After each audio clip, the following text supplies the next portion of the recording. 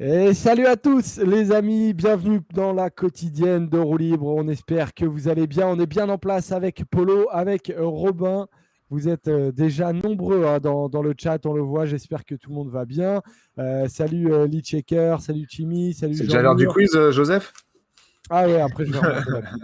Je vais remonter le petit jaune, t'inquiète. T'es Ah, jamais pas le de dernier, problème. t'es jamais le dernier pour remonter les petits jaunes, hein.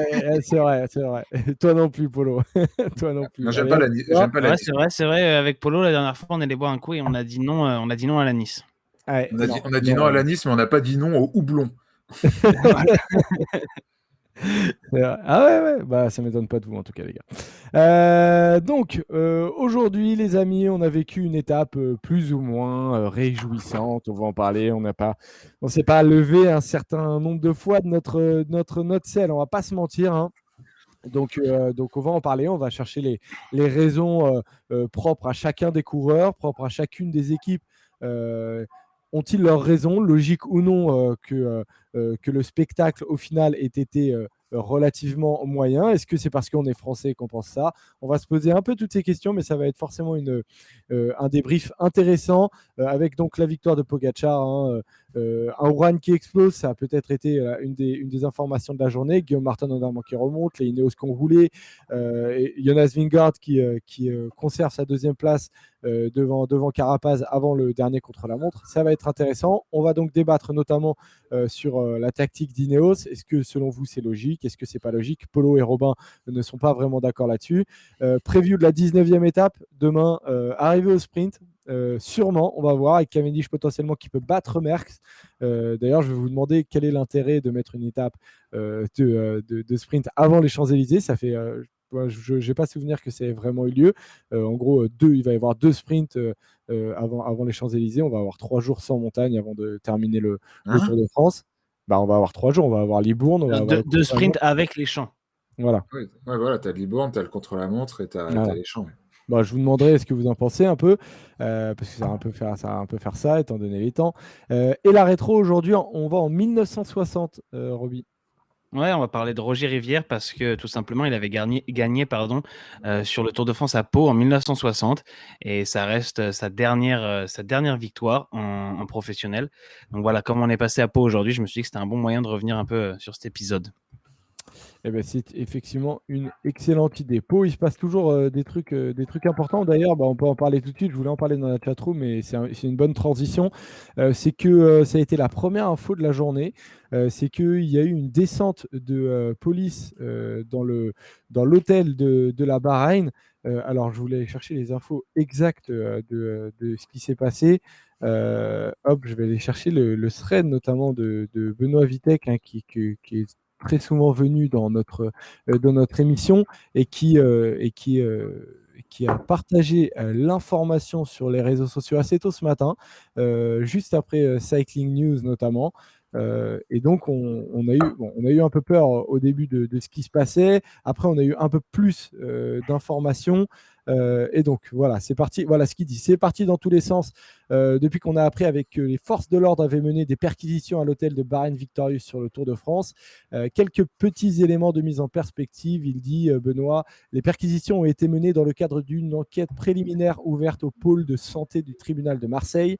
Ce même parquet était déjà à l'initiative des perquisitions menées l'an dernier sur le Tour concernant Nairo Quintana.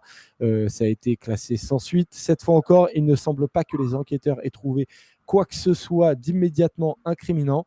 Les Bahreïns font l'objet d'une enquête, mais ils restent judiciairement présumés innocents et rien ne dit qu'ils finiront coupables. Le parquet a tenu à le souligner. En revanche, ces opérations judiciaires n'interviennent pas par hasard et montrent que les enquêteurs ont des soupçons et des renseignements qu'ils souhaitent étayer par des preuves. C'est aussi comme ça que fonctionnent les acteurs sportifs de la lutte antidopage.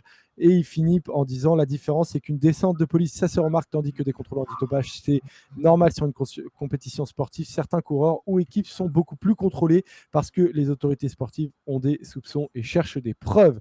Voilà les gars, je ne sais pas si vous avez un petit truc à rajouter là-dessus ou non, Robin. Ouais, simplement que c'est bien, ça fait plaisir de voir que la police cherche et que l'agence de lutte l'agence française de lutte contre le dopage, pardon, est pas tout seul, que l'AMA est pas toute seule qu'il y a un soutien policier parce qu'on sait que ça aide énormément et que beaucoup de grandes affaires se sont réglées grâce à la police, plus, La ou plupart, en tout cas en partie avec la police Les et pas plus grosses, seulement ouais. avec les instances antidopage. Donc je trouve ça très bien. Après, voilà, faut pas tomber dans la condamnation immédiate sur les réseaux sociaux ou même voilà, nous devant notre télé sans preuve. Et d'ailleurs, la police l'a rappelé. Ils sont innocents jusqu'à ce qu'il y ait quelque chose qui prouve qu'ils soient coupables de quelque chose. Donc, que Bahreïn Victorious soit plus surveillé que d'autres équipes, c'est pas complètement illogique parce que c'est une des équipes qui marche le mieux. Donc ça, je trouve ça tout à fait rassurant qu'ils soient plus surveillés que les autres.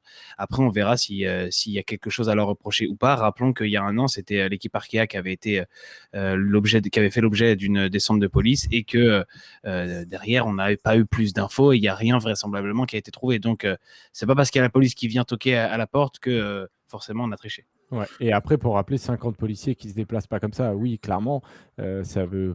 Enfin, c'est une perquisition, quoi. Ils cherchent quelque chose. Oui, Voilà, ils voilà, cherchent pas quelque de. chose. Après, Voilà, ils peuvent trouver, ils peuvent ne pas trouver. on fait pas une perquisition à 15, quoi, surtout sur un hôtel où, avec un staff qui comprend plus de 15 personnes, avec des coureurs de partout. ouais, Le chiffre, il est normal quand tu cherches quelque chose. mais d'un autre côté, il est normal, mais justement, ça veut aussi dire que tu déplaces pas ce dispositif si c'est juste pour tenter un truc un peu hasardeux. Ah oui, oui, oui. Comme l'a dit Benoît, si ça a été autorisé, c'est qu'il y a des preuves ou des renseignements en amont qui font que quoi qu'il arrive, ça sent pas la rose non plus côté Bahreïn. Après, on n'a pas plus d'infos que ça. Comme Robin l'a dit, c'est des choses qui sont déjà arrivées, qui sont déjà arrivées à Pau, qui sont déjà arrivées dans cet hôtel d'ailleurs.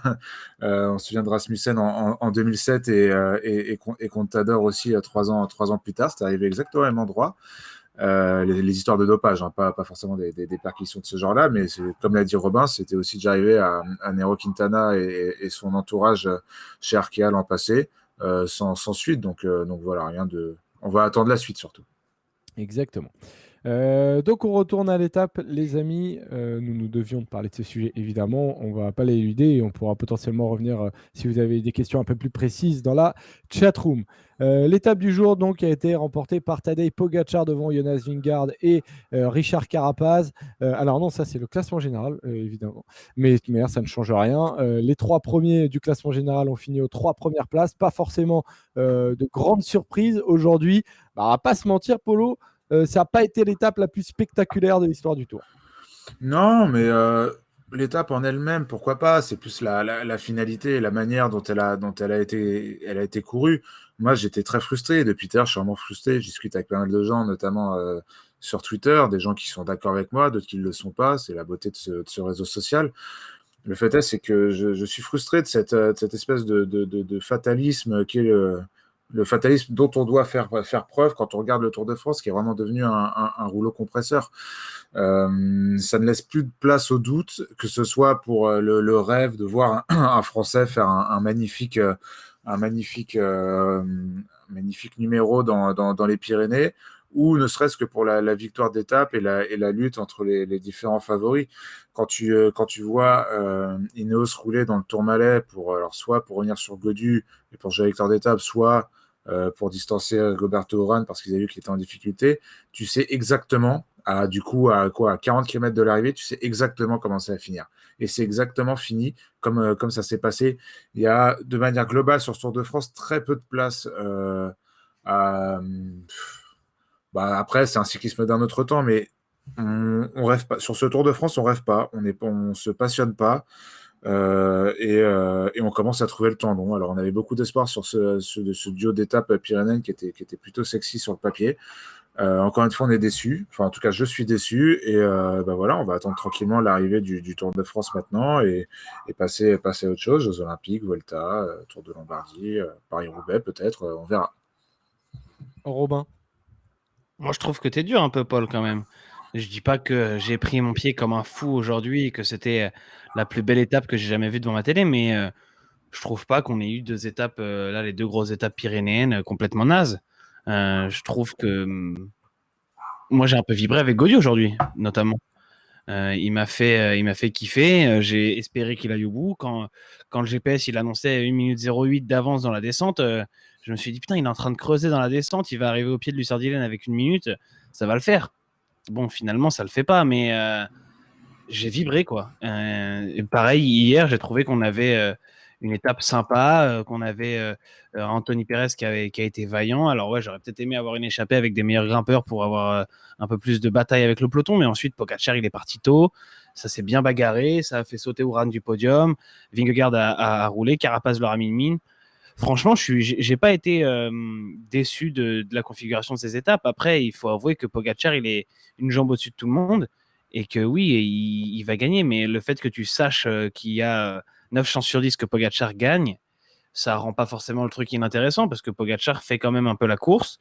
Justement, aujourd'hui, il a un peu plus attendu qu'hier, mais il se planque pas non plus toute la journée.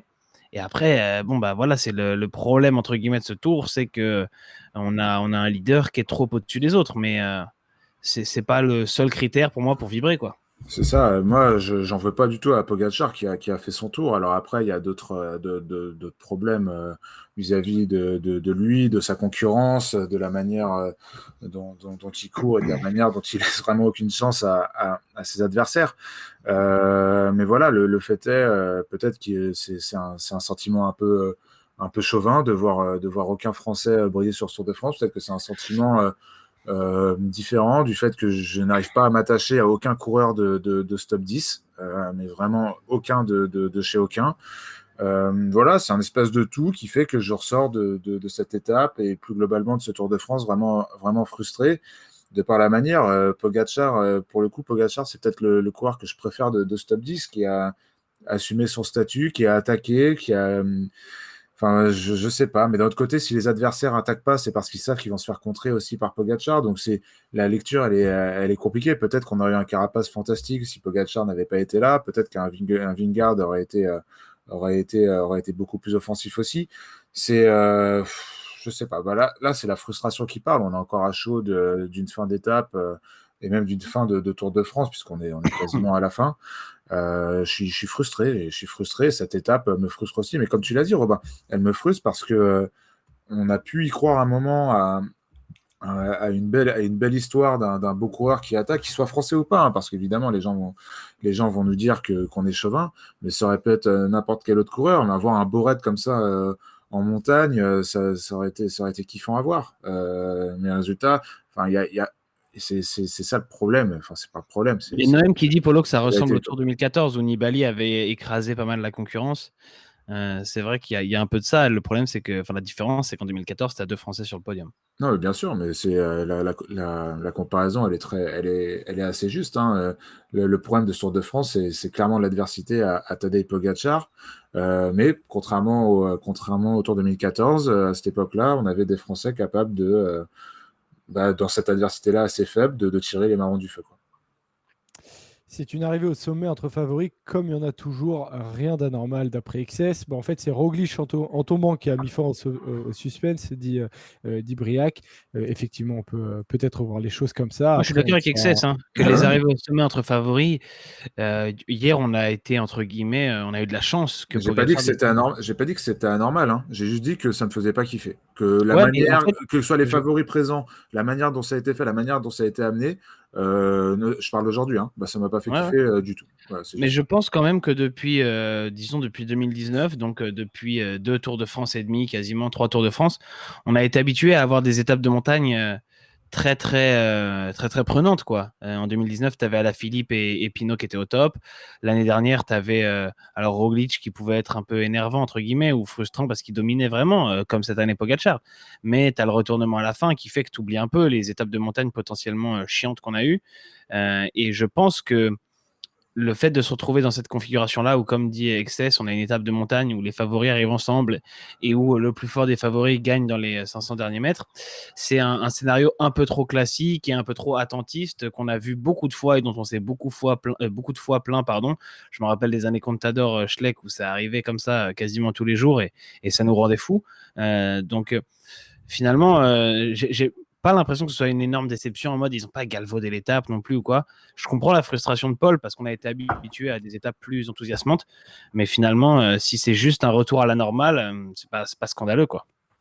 Est-ce que vous étiez étonné que Pogacar la veuille dès le début? Est-ce que vous trouvez qu'il a bien couru? Est-ce que vous auriez voulu qu'il attaque un peu plus tôt si par hasard vous le trouviez un peu plus fort que, que le fait qu'il sorte si tard au final alors qu'il paraît vraiment deux jambes au-dessus? Mais Pogacar, il fait ce qu'il veut depuis le début du Tour de France. Il a envie de gagner un contre-la-montre, il le gagne. Il a envie d'assommer le Tour de France sur la première étape de montagne, il le fait. Et après, il fait ce qu'il veut, il se balade. Quand on voit sa manière de sprinter pendant 700 mètres pour aller jusqu'à la ligne, pour reprendre masse et pour lâcher de sa roue Vingegaard et Carapaz, tu dis que oui, qu'il aurait pu en mettre une, 2, 3 kilomètres avant, qu'il aurait pu les attaquer, que s'il avait besoin de reprendre du temps sur ces deux adversaires-là, il l'aurait fait avec une facilité déconcertante. Là, il a joué un peu avec ses adversaires, il les a battus au sprint parce qu'il savait de toute façon qu'il allait les battre au sprint. Je pense que ses adversaires auraient dû le savoir aussi et auraient dû peut-être tenter autre chose, mais on en parlera tout à l'heure.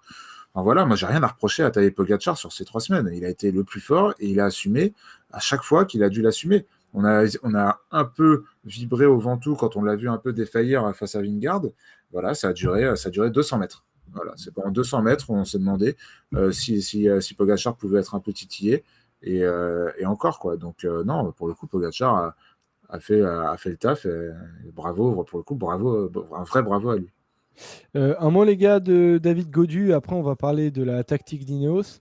En gros, des adversaires de Pogacar, de la lutte pour le podium, de la lutte pour le top 5, pour le top 10, etc. Est-ce que, un mot sur David Gaudu, ouais, du coup, est-ce que vous dites que vous avez vibré? Alors, qu'est-ce qui lui a manqué aujourd'hui tactiquement? Est-ce que c'était le bon moment pour sortir compte tenu des coureurs qui étaient présents devant? Est-ce que vous trouvez qu'il est sorti un peu trop tôt? Voilà. Qu'est-ce que vous retenez aujourd'hui du raid de David Gaudu? Moi, j'ai été enthousiasmé quand même. Je suis pas sûr que c'est parti Ouais. trop tôt. Il a eu la stratégie dont Paul parlait hier. Moi, j'imaginais une autre stratégie où il partait au pied de Lussardiden. Finalement, il est parti dans le Tourmalet, un peu comme avait prédit Paul. Je pense que c'était bien joué. Il a suivi le mouvement. Enfin, il a été dans un mouvement qui partait avec pas mal d'autres grimpeurs, des mecs qui étaient censés être capables de l'aider. Ça se joue à pas grand-chose après, hein. Il y a un moment, il stagne un peu, il n'arrive pas à faire plus le trou. Il se retrouve avec Pierre Latour qui malheureusement descend mal et du coup ne peut pas l'aider ni dans la descente ni dans le petit replat ensuite pour aller chercher le pied de l'ascension de Lussardiden. Ça se joue à pas grand-chose, hein. Si au lieu d'avoir Latour, il a Guerrero qui tient et qui est un Guerrero un peu plus fort et qui lui file un coup de main, peut-être il entame Lussardiden avec 45 secondes d'avance au lieu de 20 et que c'est pas la même histoire. Donc honnêtement, il a tenté, il fallait le faire. Ça avait de toute façon peu de chances de marcher, entre guillemets, parce que on sait que Pogacar est très très très fort en montagne et on l'a vu hier, Gaudu il fait une super étape mais il termine derrière le trio de tête, donc il fallait trouver un moyen de surprendre ce trio là, de le devancer et c'était pas évident vu la topologie de l'étape, il n'y avait pas 1000 options, donc voilà, il a tenté celle-ci. Je pense qu'il n'y a pas de regret à avoir honnêtement. Et puis Noëm de 2005 le dit très bien dans le chat, les deux tracés pyrénéens ne permettaient pas aux échappés de gagner. Le problème de mettre zéro difficulté dans les premiers kilomètres, c'est annihiler toute belle échappée partir. Donc là, pour le coup, pour Gaudu, le problème, c'est qu'il retrouve Madouas très tôt dans le Tourmalet. Et très tôt, il le lâche, et très tôt, c'est lui qui doit faire les efforts. Donc évidemment que c'était une stratégie presque suicidaire, mais au moins, il la tentait. Je suis déçu qu'un mec comme Dan Martin, qui a l'air d'avoir de super jambes, ne l'ait pas suivi à ce moment-là. Je suis déçu qu'un Valverde n'ait pas aussi tenté. Sepkus, c'est peut-être d'autres objectifs, mais c'est typiquement ce genre de coureur qui aurait dû l'accompagner aussi.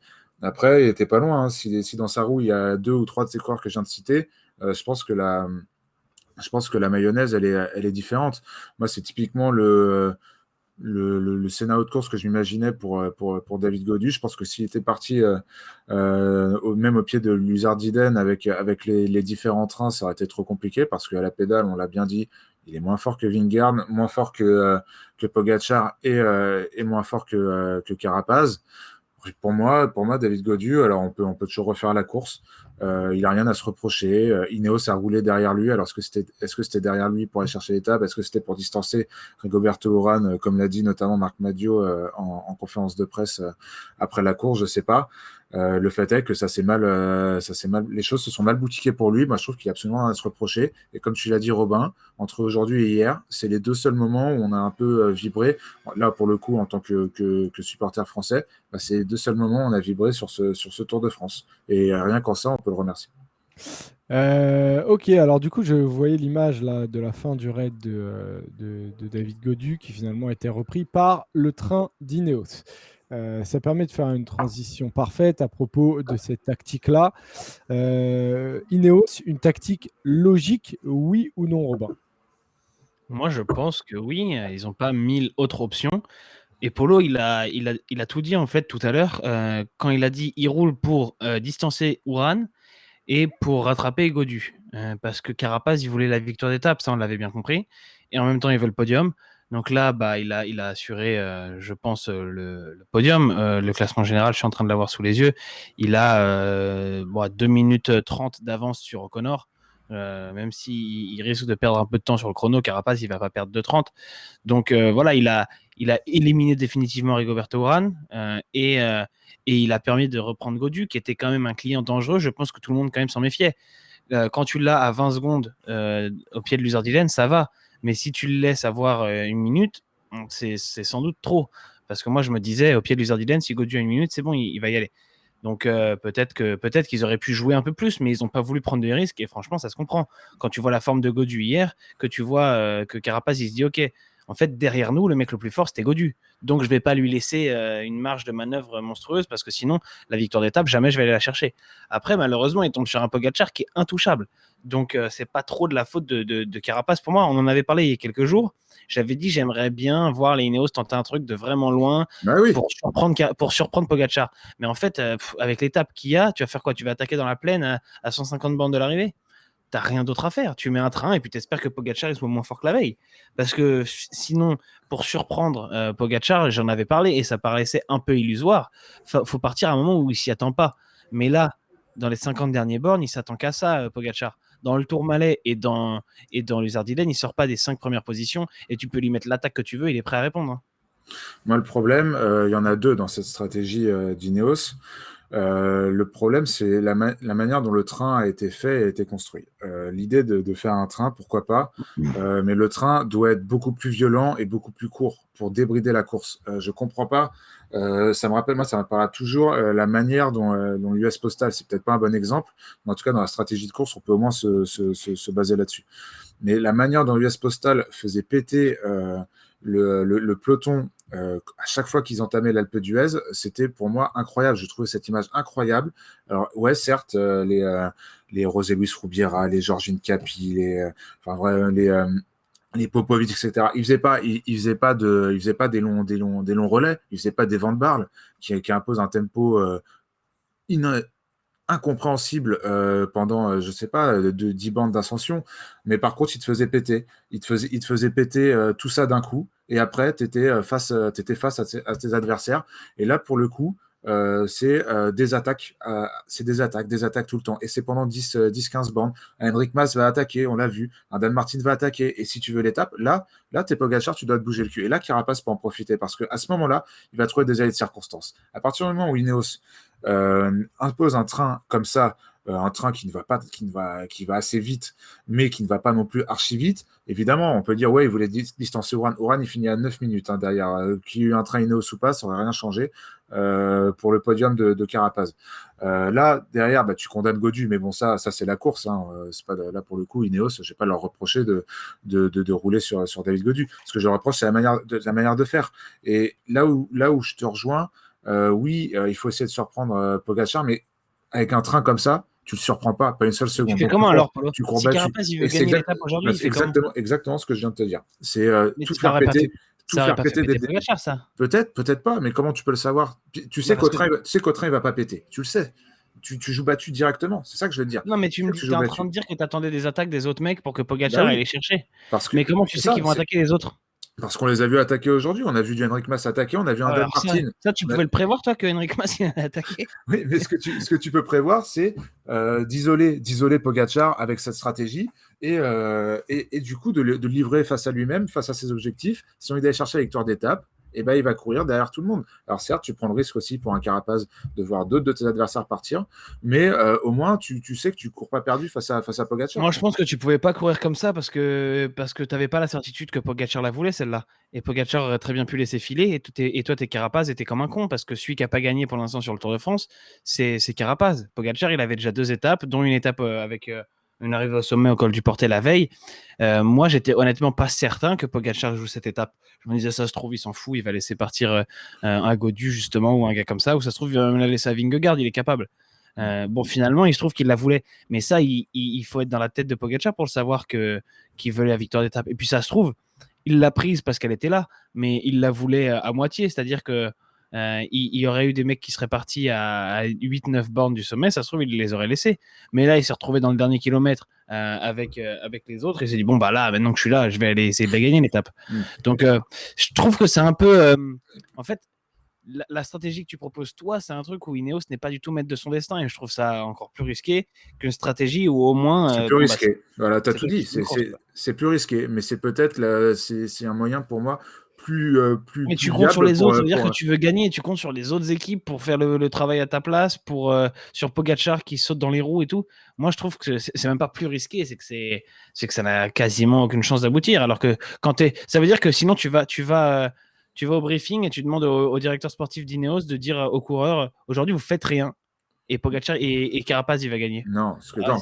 si je suis au briefing d'Inno, je dis vous arrivez au pied du Tourmalet et vous imposez un rythme de l'espace pour faire sauter tous les coéquipiers de tout le monde et vous vous retrouvez entre favoris à 10 bornes du sommet du Tourmalet. Et là, dans ce cas-là, oui, ça va être une course débridée, il va y avoir du spectacle. Et à ce petit jeu-là, peut-être qu'un Carapaz aurait pu s'en sortir. Parce que de toute façon, le train, dès que je l'ai vu, je me suis dit, bah, ça va être ça jusqu'à l'arrivée à l'Uzardiden. Et Pogacar, il va leur faire la chanson sur le dernier kilomètre. Après, autre stratégie. Mais moi, en fait,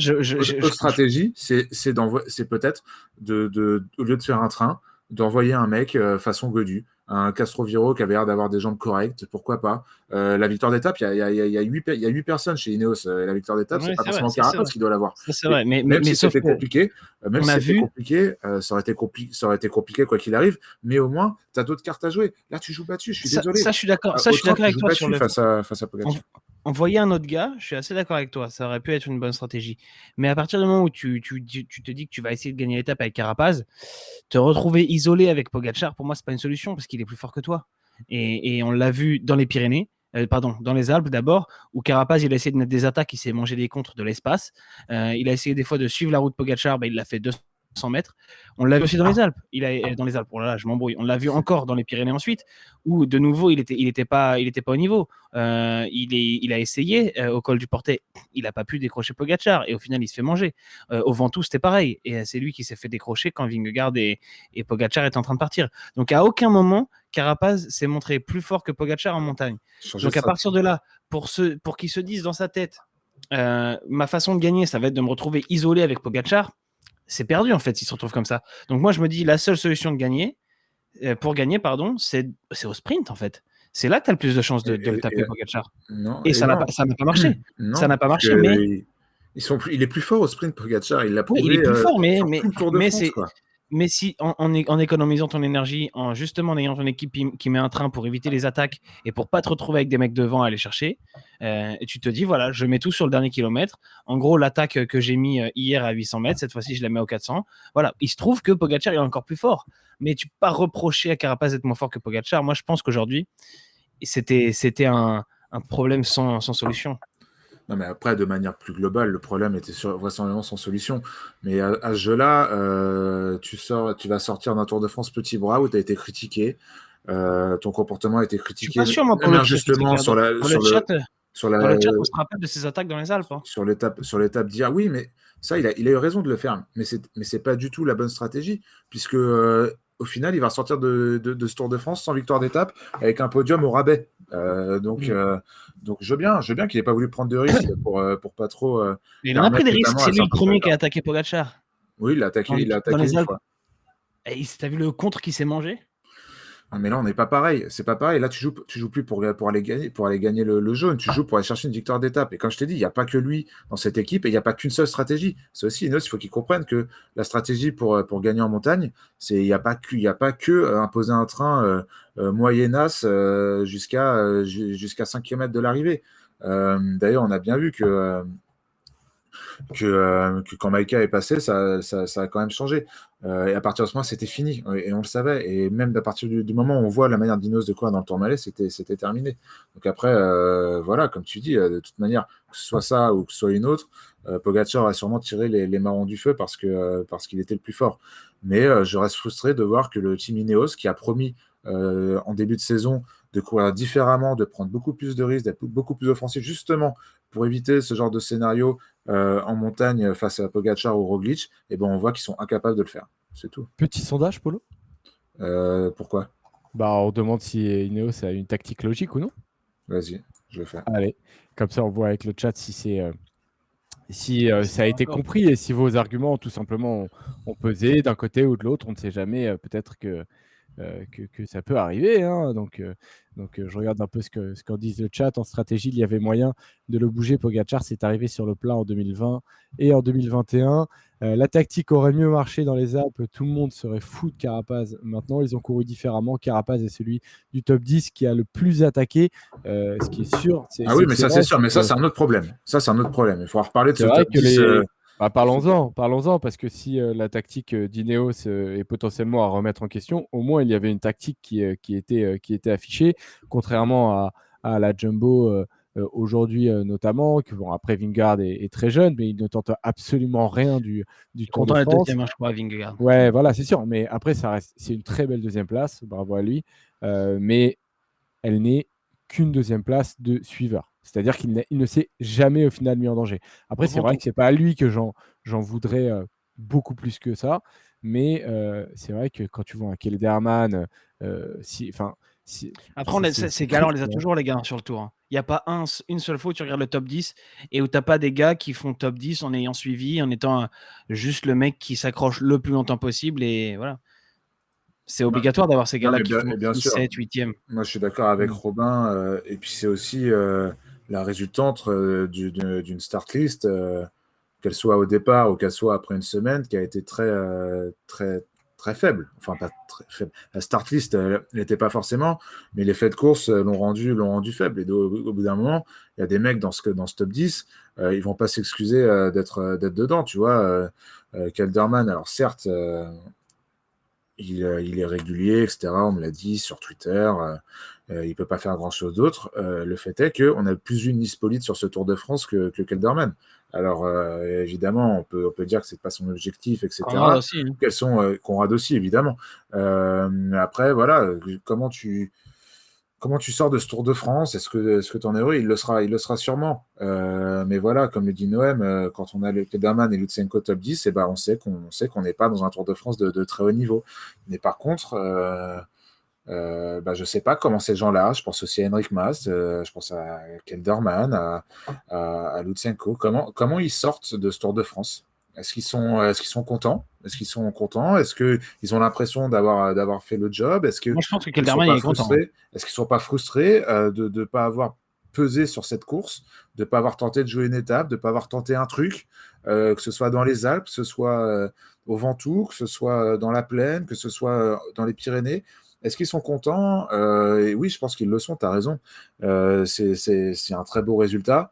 C'est un très beau résultat, mais voilà. Kelderman, Mas, non pas Mas, pardon. Kelderman, Lutsenko, Bilbao. Si je dis pas de bêtises, ils vont faire leur meilleure perf sur un classement général du Tour.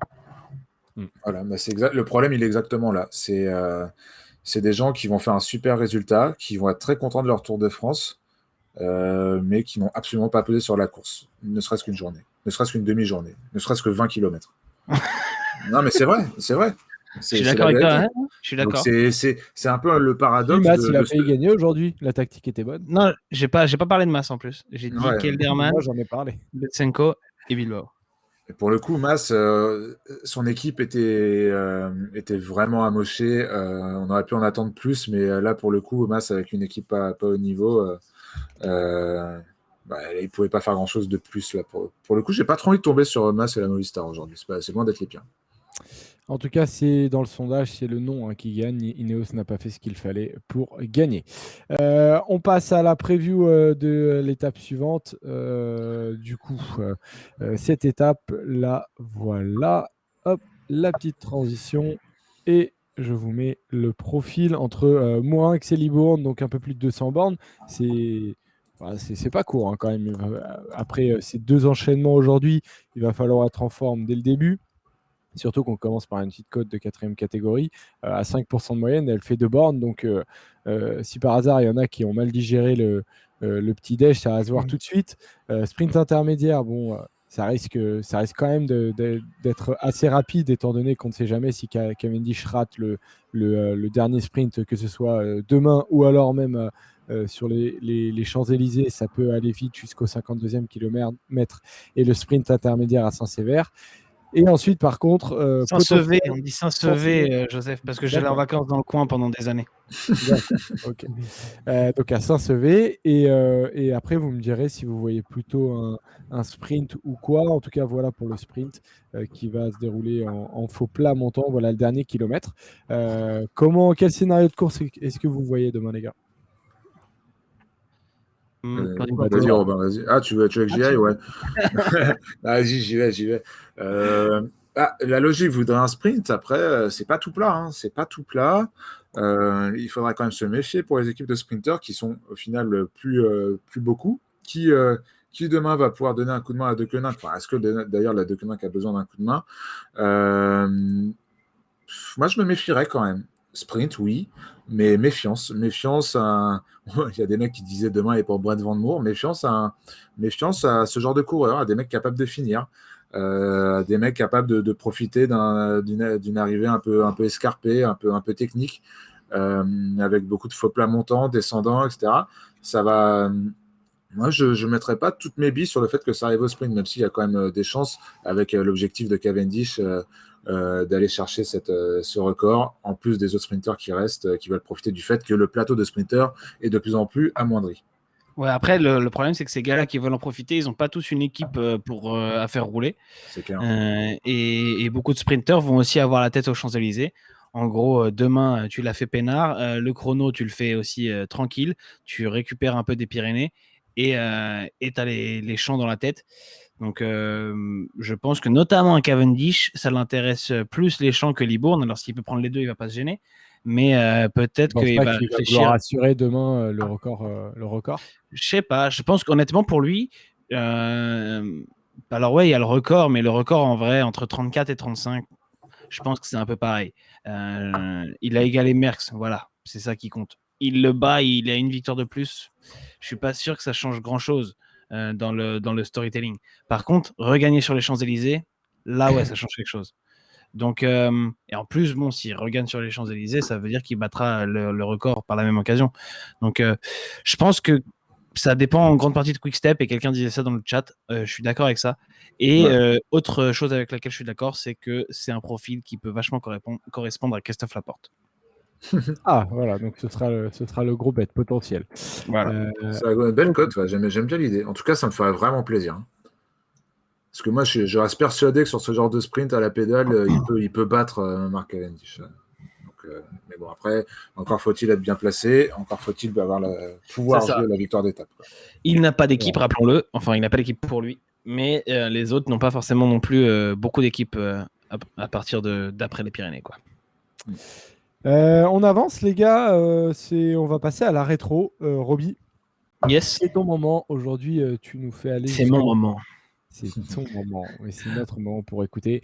On part en 1960. C'est à toi, Roby. Ouais, on va parler un peu d'abord de l'étape Mont-de-Marsan-Pau, qui est la 10e étape du Tour 1960. Et vu qu'on parle de Mont-de-Marsan, un bisou à Interville, bien sûr. Donc, cette étape entre Mont-de-Marsan et Pau, il faut grimper le Soulor et l'Aubisque.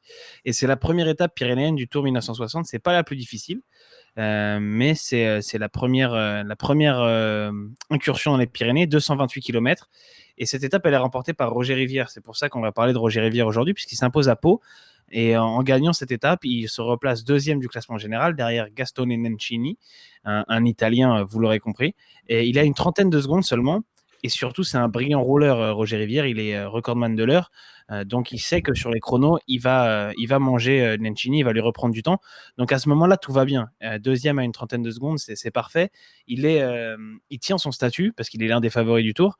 L'année d'avant, il avait terminé quatrième alors que l'équipe de France s'était sabordée. C'est un épisode dont je parle souvent avec le quatuor de l'équipe de France. On avait Anquetil, Bobet, Géminiani, Rivière. Aucun ne voulait rouler pour les autres. Et donc, l'équipe de France avait fini par ne pas gagner ce tour, remporté par Bahamontes. Sauf qu'en 1960, il est vachement plus tranquille, Roger Rivière, parce que Bobet et Géminiani, ils sont en fin de carrière et ils ne sont pas sélectionnés pour le tour. Anquetil, il ne le fait pas non plus, il est fatigué par le Giro. Donc Rivière a le champ libre et finalement, il partage le leadership avec le seul Henri Anglade, qui est le coureur d'une équipe régionale l'année d'avant qui avait failli gagner le tour, justement. Et cette fois-ci, il fait partie de la grande équipe de France, mais voilà, il n'a pas tout à fait l'étoffe d'un grand leader encore. Et d'ailleurs, durant ce tour, à Lorient, Rivière va faire encore un mauvais coup à Henri Anglade, qui portait alors le maillot jaune. Il se glisse dans une échappée, Rivière.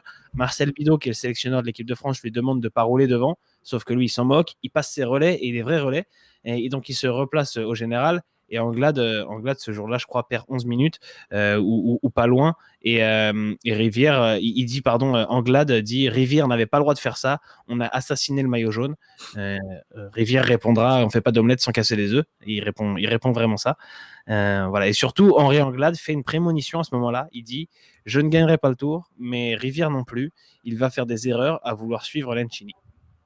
Et donc, après. Malheureusement, on voit que le titre de la rétro mène à ça. Il termine dans le ravin, le drame arrive.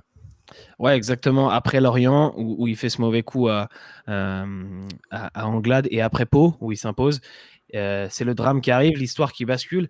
Il y a le jour de repos à Millau, pardon. Rivière glisse à son épouse je suis sûr de gagner le tour. Le lendemain, étape entre Millau et Avignon, et il va perdre le tour. Il va même perdre un peu plus que ça. Le peloton passe par le col du Père Juret, c'est le premier col du jour. Rivière se bat pour rester dans la roue de Nencini dans la descente, sauf qu'il est un peu moins à l'aise que Nencini. Et dans un virage qui est mal pris, alors au départ, c'est Rostolan, son coéquipier de l'équipe de France. Il prend le virage un peu mal. Derrière, Nencini, il le prend un peu plus mal. Et Rivière, il le prend encore plus mal. Il va finalement percuter un muret en pierre. Il fait une chute de 25 mètres pour atterrir sur des feuillages. On voit la photo là qui est terrible.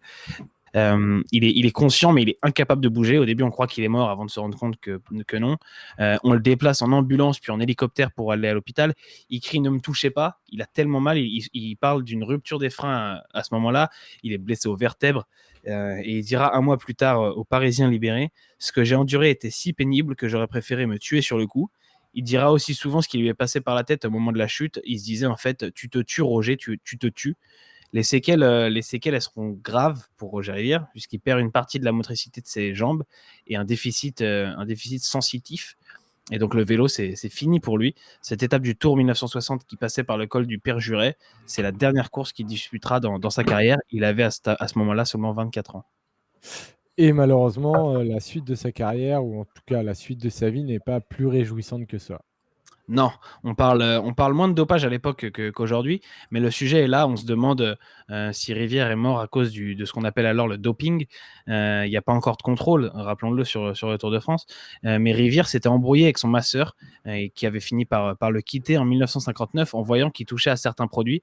Il l'avait prévenu qu'il lui arriverait un malheur et il avait préféré partir, arrêter la collaboration avec Rivière. Et un an après le drame, Rivière il donne une interview. Il dit « Je pense qu'à 80%, on peut dire que je suis perdu pour la compétition ». Il avait fait croire pendant des mois qu'il allait revenir, qu'il allait reprendre. Il parlait d'un planning, d'un calendrier, d'un planning de reprise, etc. Finalement, il n'en sera rien. Les docteurs pensent qu'il ne peut plus rien récupérer de ses séquelles et il est dans un sale état encore. Il peut à peine bouger la cheville. Il le montre à l'antenne, d'ailleurs, c'est une interview avec Léon Zitrone. Il lui montre sa cheville, à quel point il peut la bouger et c'est pas beaucoup. Donc tu comprends qu'il ne peut pas faire de vélo. On le voit même boitiller à la fin quand il regagne sa maison. Et j'avais fait une interview il y a de ça un an à peu près avec Joseph Vasco qui a connu Roger Rivière. Il disait que c'était un mec qui avait de la classe. Il disait il savait courir, il avait la classe sur son vélo. Il était aussi élégant en dehors du vélo. C'était ce genre de coureur. Rivière, on parlait la dernière fois d'Hugo Coblet. Rivière, c'est un peu dans la filiation d'Hugo Coblet, un coureur charmant, très beau à voir sur le vélo. Beau gosse. Voilà, beau gosse, excellent rouleur aussi, donc vraiment élégant quand il était en train de rouler. Et d'ailleurs, il avait, je l'ai dit tout à l'heure, le record de l'heure et c'était un rouleur incroyable, aussi fort peut-être que Jacques Anquetil. Mais voilà, tout va mal finir pour Rivière. Il devient drogué aux médicaments qui sont censés le soigner et atténuer ses douleurs. Il essaye de monter des affaires, notamment dans la restauration, de se reconvertir, mais ça finit toujours en faillite. Et il finit par décéder en 1976 d'un cancer du larynx, en partie causé par ces médicaments auxquels il est addict. Et voilà, il meurt donc à 40 ans.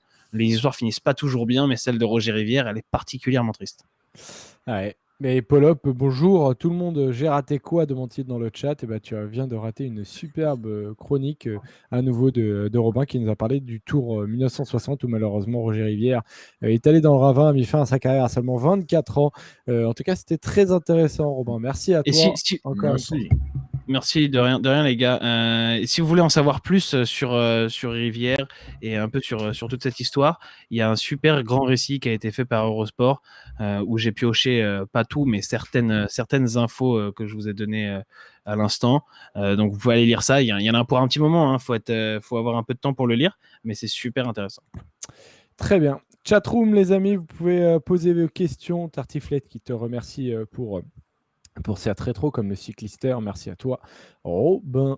On avance du coup avec la chatroom avant le quiz quand même. Comme d'habitude, 2-3 questions, vous pouvez y aller.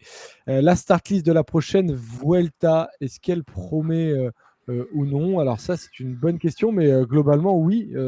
Parce qu'il devrait y avoir du Pogacar, il devrait y avoir du Roglic, il devrait y avoir du Bernal, les gars. Ça peut être très intéressant. Et on va voir, on va voir. De toute façon, les startlist de Volta sont toujours excitantes en juillet. Après, là, on va quand même attendre de voir ce qui va se passer aux Jeux Olympiques, de voir dans quel état de forme, notamment Roglic et Pogacar vont revenir. Mais oui, si on a un duel Bernal-Pogacar-Roglic, il y a moyen qu'on se régale sur cette Volta, ça c'est clair. Robin, tu es d'accord? Ouais, la Vuelta, c'est jamais le grand tour qui m'enchante le plus. Mais forcément, si t'as Bernal, Roglic, Pogacar, déjà, ça te fait saliver. Et Orsatelli qui demande est-il réellement un candidat crédible à un grand tour, Carapaz? Bah, il a prouvé que oui. Oui, il gagne un Giro, il fait deuxième d'une Vuelta face à un Primoz bien costaud. Oui, c'est un candidat crédible. Après, on a la preuve quand même qu'il est un cran en dessous de certains mecs. Voilà, il est en dessous d'un Pogacar, on l'a vu sur ce tour. Il est en dessous d'un Roglic qui l'avait battu l'année dernière sur la Vuelta en sortant du tour. Voilà, il est peut-être aussi en dessous d'un Bernal. Donc voilà, c'est un candidat, oui, mais c'est pas un des mecs qui est l'un des grands favoris. Et c'est pas un de ceux qui en raflera le plus, certainement. Comment peut-on juger le tour d'Alaphilippe, nous demande Noël. C'est une bonne question. Hein. Ouais. C'est vraiment une bonne question. Hein. Il gagne une magnifique étape, ouverture de Tour de France, il porte le maillot jaune, et voilà quoi. C'est bien, moi je dirais que c'est bien. C'est bien. On va dire qu'il a, je pense qu'on l'avait déjà dit dans une des émissions, il sauve les meufs, enfin il sauve les meufs, c'est dur de dire ça. On va dire qu'il a fait ce qu'on attendait de lui, le minimum de ce qu'on attendait de lui. Il a gagné une étape, il porte le maillot jaune. Avec lui, le minimum, c'est énorme. Et avec lui, c'est vrai que le minimum, c'est énorme. Voilà, moi, le problème, c'est la Si vision. Cavendish chope le maillot vert, Polo, Alaphilippe aura aussi eu un rôle là-dedans. Alors, c'est un truc quasi invisible. C'est pas dans ta ligne de palmarès, mais ça veut dire quelque chose quand même. Je pense qu'il sera fier de voir Cavendish en vert. C'est ça. Et puis, en plus, il l'a beaucoup aidé, que ce soit pour le maillot vert et évidemment dans tous les sprints, etc. Il a beaucoup aidé ses coéquipiers aussi. Non, c'est un tour. C'est un tour je n'irai pas jusqu'à réussi. Même si il est pas du tout décevant. Il sera c'est pour ça que je dis bien. De sa fin de tour. Il y en a qui disent il fait le strict minimum. Il fait le strict minimum. Je suis quand même un peu plus indulgent avec lui, quoi. Pour moi, étape plus maillot jaune, plus la première étape et la façon dont il gagne, moi je trouve qu'il fait un peu plus que le strict minimum. Je pense qu'il peut être très très content de sa première étape. Après, bien sûr que ça n'a pas suivi avec un tour grandiose, mais on ne dit pas que c'est incroyable, mais moi je pense qu'il a fait qu'il peut être content de son tour, quoi. Voilà, il a pas à en être mécontent. Il y a eu une question, alors je ne retrouve pas le pseudo, mais la question était intéressante, de savoir si vous étiez chaud de voir la Classicoia, donc la Classica San Sebastian, qui est le 31 juillet. C'est toujours une course qui est sympa à suivre. Et là, juste après les Jeux, et qu'est-ce qu'en attendre? Bon, il n'y en a pas eu l'an dernier, donc forcément, on est toujours pressé de la voir et qu'elle ait lieu, mais Le de truc, la c'est que les savoir gars ce qui qu'on font en les jeunes, ils attend, seront pas, ça non? va être dur. Ouais, mais le problème, c'est que je sais pas qui va la faire. Donc, ce sera Ouais. intéressant de voir quand les start lists vont sortir. Et je pense que même même certains coureurs savent pas encore s'ils vont la faire ou pas. Donc, Et en c'est compliqué plus, de se projeter. logistiquement, j'imagine que tous les gars qui seront au JO, du coup, ne seront pas sur la Classica Saint-Sébastien. Ouais. Donc, ça va enlever quand même pas mal de candidats, sachant que le profil des Jeux, c'est déjà un profil pour puncher grimpeur. Ouais, grimpeur. Ça veut dire que ces gars-là ne seront pas sur S'il y la a Classica. tu vois, là, dans la start list de Pro Cycling Stats, il n'y a que 6 coureurs, dont Koen Bouman, il y a Juan Ayuso, l'Espagnol du AE, le petit prodige, Ah oui, bah, qui Geoffrey arrive en Bouchard, stagiaire. Kobe Guzen. Comment? Il arrive en stagiaire, mais c'est le 31 juillet, t'as dit? Bah ouais, c'est le 31 juillet. Mais, Ah, c'est bizarre qu'il puisse être stagiaire le 31 mais juillet. je Je crois pensais que qu'il est c'était plus pour les stagiaire, premiers. hein, Ah, il est Ayuso. plus stagiaire? Ouais, bah, je crois qu'ils l'ont passé pro. Hein. Ah ouais, ok. Enfin, je vais pas dire de bêtises, le chat nous le dira, mais il me semble qu'Ayuso, ils l'ont passé pro justement pour la fin de saison. D'accord. Mais j'attends d'être sûr. Ouais, tu vois, Thibaut nous dit qu'il n'est pas à partir stagiaire. du 15 juin. Ouais. À partir du D'accord, 15 ok. juin. Qui Bah, signe. pardon, j'avais loupé ça. Voilà pour la chatroom, les amis. On termine avec un petit quiz, avec un Ouais, petit qui suis-je, les amis. Allez, 2-3 petits qui suis-je. allez. On va se faire ça. Hop. Qui est-ce que je vais choisir? Je vais te choisir toi. Alors, je suis un coureur d'un peu plus de 50 ans. Un coureur français. J'ai démarré ma carrière en 1994 chez Chazal. Puis je suis allé chez Petit Casino et en 97, j'ai signé dans une équipe. Jackie Durand? Ce n'est pas Jackie Durand. Dans une équipe dans laquelle je suis resté jusqu'en 2008. Je suis Cyril connu. Dessel, non. Ce n'est pas Cyril Dessel. J'ai 7 victoires professionnelles dans ma carrière, dont une victoire sur le Tour de France à Fribourg. Et cette victoire partait de Morzine Avoriaz. J'ai gagné devant Frank Vandenbroek et Richard Virenque. Brochard? Ce n'est pas Brochard. Mon équipe, Bah non, c'était la Française des Jeux. Mangin? Non, n'importe quoi. Christophe Si Mangin. Putain, non. mais, non, mais parce que j'imaginais, Morzine, t'as dit étape de montagne et tout, mais Bah ouais, il a gagné à Morzine. bah écoute, bravo, Christophe Mangin, la famille. Punk Brio l'avait eu à peu près en même temps, je pense. Donc voilà, premier point pour Polo. Bravo. Allez.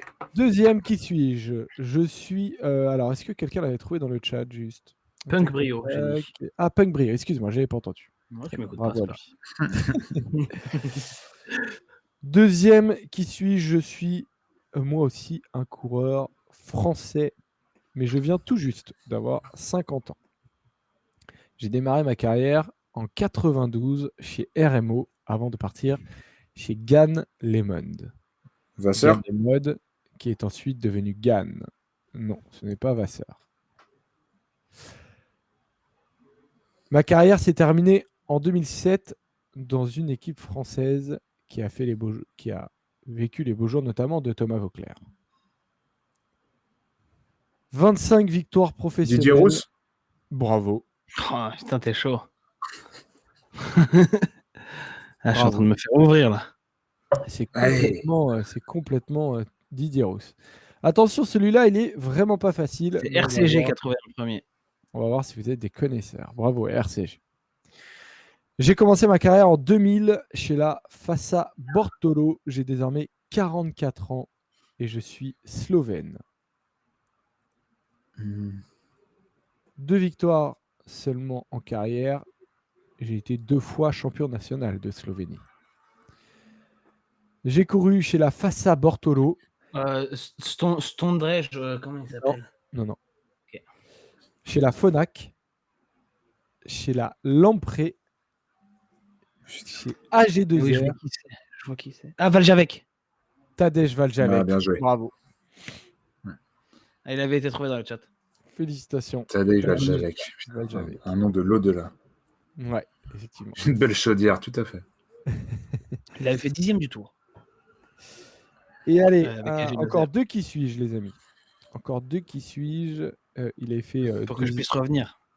Oui, voilà, exactement. Exactement. Allez, Allez. celui-là, il n'est pas facile. Je suis encore coureur professionnel, mais je ne suis pas présent sur le Tour de France en ce moment. Et j'ai commencé en 2002 ma carrière chez la Rabobank. Je compte 13 victoires professionnelles, dont 2 victoires sur le Tour d'Italie, mais c'était en 2011. L'essentiel de ma Tendam. carrière. Non, ni l'un ni l'autre. T'as dit qui, toi, Polo? Tendam. Tendam. Ah. Mais l'essentiel de ma carrière, pardon, est plutôt derrière moi parce que j'ai 40 ans. Ah, d'ailleurs, j'ai arrêté ma carrière cette année. Excusez-moi, les Ah, gars. t'as dit qu'il courait encore? Oui, c'est pour ça. Ok. Désolé. J'ai arrêté ma carrière cette année, mais l'an dernier, je courais encore. Et je courais chez la Trek Segafredo. Ça a été trouvé dans le chat. Bravo. Avant de rejoindre la Trek pour une dernière année, j'ai fait 4 ans chez la Rampot. Et avant ça, j'avais fait 4 ans chez Lars Boom. Orica. Non, pas Lars Boom. 4 ans. Et avant Rompot, il avait fait 4 ans chez Orica. Ah. Non, Ah, putain, si. je l'ai aussi. Je suis néerlandais, néerlandais. là. Oui, c'est pas Lars Boom, c'est l'autre là. Ah putain, comment il s'appelle? Ah putain, attends. Vettelbosch. Oui. Comment? Oui. Vettelbosch. Putain, c'est qui? Ah, attends, ça va me revenir. Mes initiales. Peter Winning? Peter Ah Winning. non. Bien Non, joué. je voulais pas revenir. Bravo. Qui gagne une étape du Tour pour rien du tout devant Clauden, non? À la photo finish devant Clauden, je crois. Peut-être. Ils vont nous confirmer dans le chat. Dernier qui suis-je? Ah, je suis dégoûté. Dernier qui suis-je pour l'honneur, Robin? Regarde Polo dans l'état qui se met, il met sa main et tout comme ça. Ouais, mais je réfléchis, et puis comme ça, on me soupçonne pas de triche, comme tu aimes bien le faire. Je suis un coureur à la retraite depuis très peu, depuis 2018. Et j'ai commencé ma carrière en 2004 chez la Relax Bodysol. Mais ça ne va vous servir à rien. Ça va peut-être un peu plus vous servir potentiellement de savoir qu'à la 2008, il a signé dans une équipe un peu plus huppée, dirons-nous, la Caisse d'épargne. Puis, En quelle année tu dis? 2008. Ah, En je compris 2018. 2018. Il a pris sa retraite en 2018, c'est ça? Ouais, c'est ça. Voilà, exactement. Et puis en 2010, j'étais chez Omega Pharma Lotto. Dans ma carrière, j'ai gagné un certain nombre. Carlos Barredo? Ce n'est pas Carlos Barredo, mais effectivement, c'est un Espagnol. Chez Orica, t'as dit il était. Non, après Caisse d'épargne, pardon. Omega Pharma. Omega Pharma. Ouais. Omega Pharma. J'ai actuellement 39 ans. Rurano? Ce n'est pas Rurano. Non, n'importe quoi. J'ai gagné N'importe quoi, Paul. 2 étapes du Critérium, mais j'ai surtout gagné la Flèche Wallonne. Daniel Moreno. Dani Moreno. Dani Moreno. Félicitations, Robin. Félicitations, Robin, mais tu perds quand même ce quiz aujourd'hui. Donc la dernière, elle valait pas, je sais pas combien de points. Je l'ai pas dit aujourd'hui. Non, il fallait contester tout à l'heure. Non, je la prends la victoire. Moi, Ah, c'est pas grave, je conteste pas. Ça fait 7-5. 7-5 Ouais. sur le Ça avait été trouvé par Thibaut dans le chat. Moreno, il est très très tôt. Voilà, c'est la fin de Pour moi, ça fait 8-5 hein, quand même. Mais je préfère la jouer. On va dire 7-5 vu qu'il reste pas beaucoup d'émissions. Ouais. Bah, il en reste 2. Donc, on va dire 7-5 pour la beauté du geste. On verra. Polo, un jour, ou demain ou après-demain, du coup, pour les 2 dernières émissions, avant le quiz, tu diras j'abats ma carte double. Et ce jour-là, un point peut valoir 3 points. Okay. On parlera même de carte triple. Mais attention, il ne faut pas que tu te trompes de jour. Voilà. Si tu perds, c'est mort. Voilà les amis, merci Robin, merci Polo, merci à tous de nous avoir suivis à nouveau pour cette heure de débrief. On se retrouve demain pour cette nouvelle étape, pour ce qui sera déjà la 19e quotidienne du Tour de France. On se régale avec vous. Merci à tous et à demain les rouleurs. Ciao, ciao, gros bisous. Salut.